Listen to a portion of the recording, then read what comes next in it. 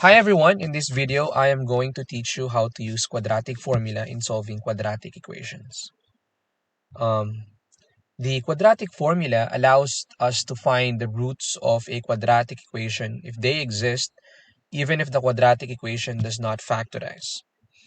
The formula states that for a quadratic equation of the form ax squared plus bx plus c equals 0, then the formula is equal to this one.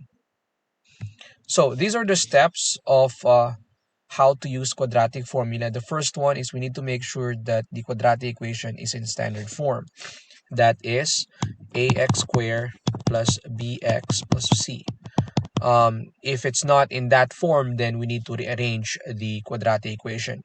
Now, the reason behind that is it's easy to identify a, b, and c if the quadratic equation is in that form. Okay, because that's the second step. Identify a, b, and c. Okay, now we need to pay close attention to the signs, the plus and minus, because we will consider them. Step number 3, we need to plug in a, b, and c in the formula. And then the last step is we just need to simplify. Under that, there are specific steps that we need to do. And we will be doing that later on. So let's go to the example. So here we have x squared plus 2x minus 15 equals 0. The first step is identify a, b, and c. So our a here is 1, our b is positive 2, and our c is equal to negative 15.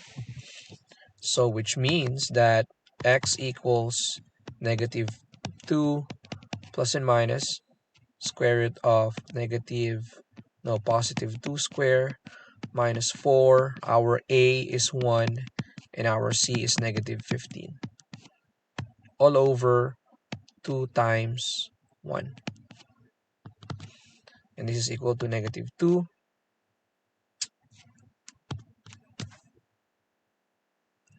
Negative 2 plus and minus square root of 4. And now you can see there are two negative signs here. So what I usually do is I just count the number of negative signs or minus sign. If I see 1 or 3, I put the minus sign. If I see only 2, like in this case, there are 2 of them, I put the plus sign, and I ignore the signs once I multiply the numbers. So 4 times 1 is 4 times 15 is equal to 60, divided by 2 times 1, which is positive 2. And this is equal to negative 2 plus and minus square root of 64 over 2. Okay, so let's continue that here. This is going to be negative 2 plus and minus the square root of 64. What is that? It's positive 8 over 2. So here we will be having two different answers. The first is negative 2 plus 8 divided by 2. And then the next one is negative 2 minus 8 divided by 2. So this is equal to 6 over 2, which is equal to positive 3. That's the first one. And this is equal to negative 10 over positive 2, which is equal to negative 5. Okay, let's go to the next one. Here our a is positive 2. Okay, our b is equal to negative 3, and our c is equal to negative 4. So this is equal to negative 3 plus and minus the square root of negative 3 square minus 4 times 2 times negative 4, all over 2 times 2. So this will be equal to positive 3 plus and minus square root of 9. And like what I said earlier, I usually count the number of minus signs after that. If there's one minus sign or there are three minus signs after that b square, you need to put minus. And if you see 2, like in this case again, you put the plus sign. So 4 times 2 is equal to 8 times 4, which is equal to positive 32 over positive 4. And this is equal to 3 plus and minus square root of 41 divided by positive 4. Okay, so here we understand that square root of 41 is not a perfect square number. Some teachers, they will say, oh, I will accept that 3 plus and minus square root of 41 over 4.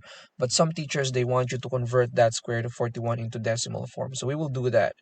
So what is the square root of 41? That's approximately 6.40. Okay.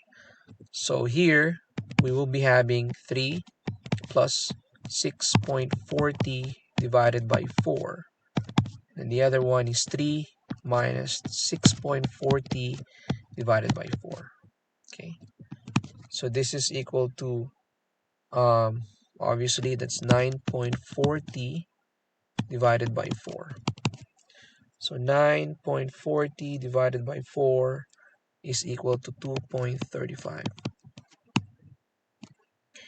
Next, we have 3 minus 6.4 is negative 3.40 divided by 4. Okay, which is equal to negative 0.85.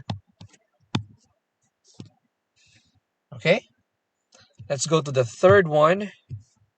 Okay, so here our A is equal to negative 4.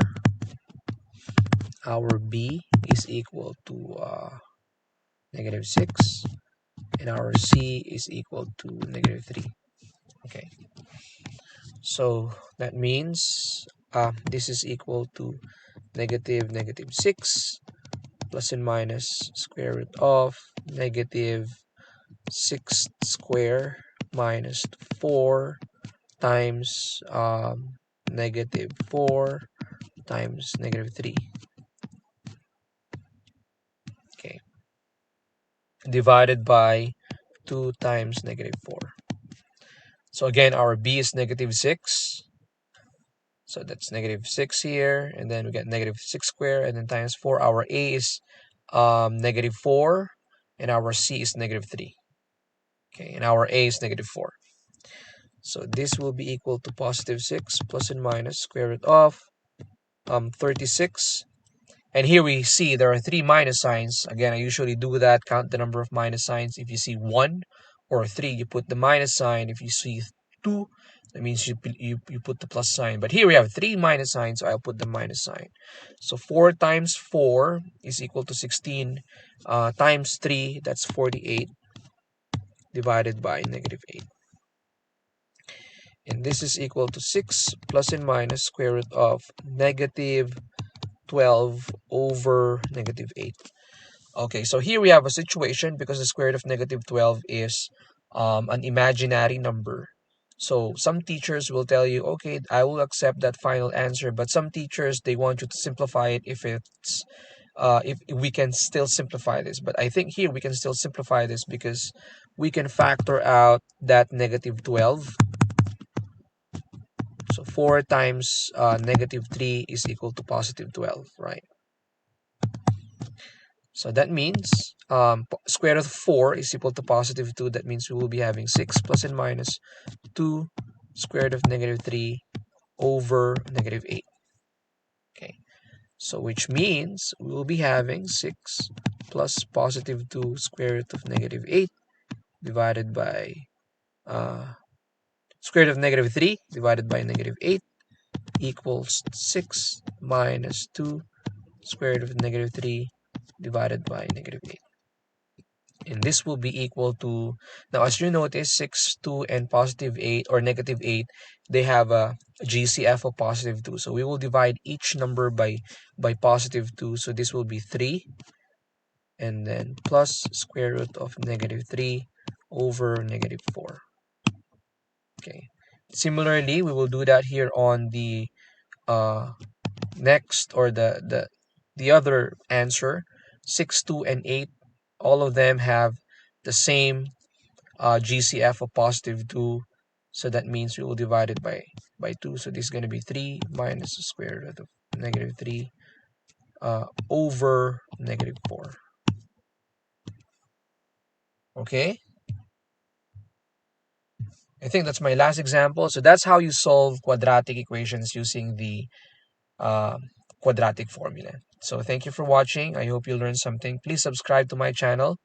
Bye-bye and have a great day.